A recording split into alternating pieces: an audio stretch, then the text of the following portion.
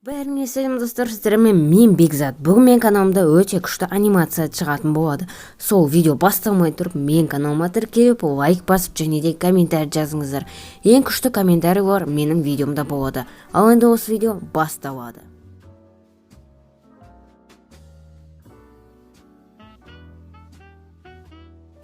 Сәлем, менің атым Виктор. Менде өте күшті өмір болған, бірақ та бір кезде қолсыз қалдым. Барлығын басынан бастап айтайын. Мен орыс отбасында туылғанмын. Барлығы жақсы болатын.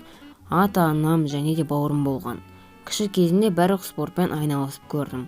Мен баскетболмен, футболмен, волейбол және де воркаутпен айналысып көргенмін. Осыдан кейін кикбоксингпен де айналысқанмын.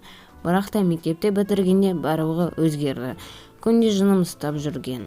Біреумен төбелескім келді. 20 жасымда жұмысқа орнатылдым. Мен барлық затты істей аламын деген ойда пайда бола бастаған. Темекіні, наркотик тартып және де клубқа бара бастағанмын. Мен жұмыс күнінде қашып клубқа бара алатынмын. Содан кейін өте жаман заттар бола бастаған.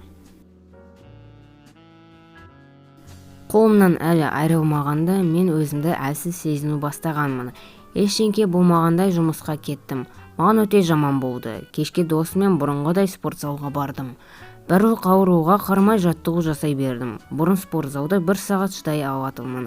Ал қазір 10 минутта әрең дегенде шыдадым. Мен тамақты өте жақсы жейтінмін. Ал сол кезде кішкентай ірімшікті де жей алмайтынмын. Ұйықтасам барлығы қояды деп ойладым, бірақ та қоймады. Бір күні түннің ортасына ояндым. Төсектің үсті су болды. Мен қатты тергегенмін.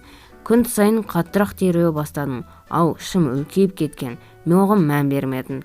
Таңғы сағат 9-да әрең дегенде ваннаға жеттім. Анам ваннаға кірді де қандай жаман сезініп тұрғанын көрді. Содан кейін ауруханаға алып кетті. Ал ауруханада күн сайын жаман бола бастаған. Мен ақырындап өле бастадым.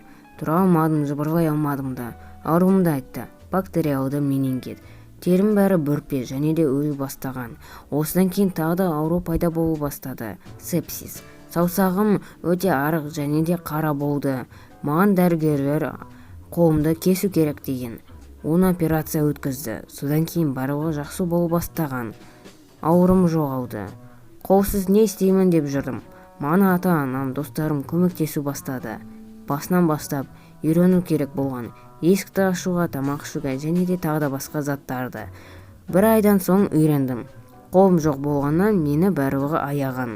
Осыдан кейін мен темекі тартпаймын, арақ ішпеймін. Қайтадан жаттығу жасау бастадым. Қолым жоқ болса да. Достарым көбейді.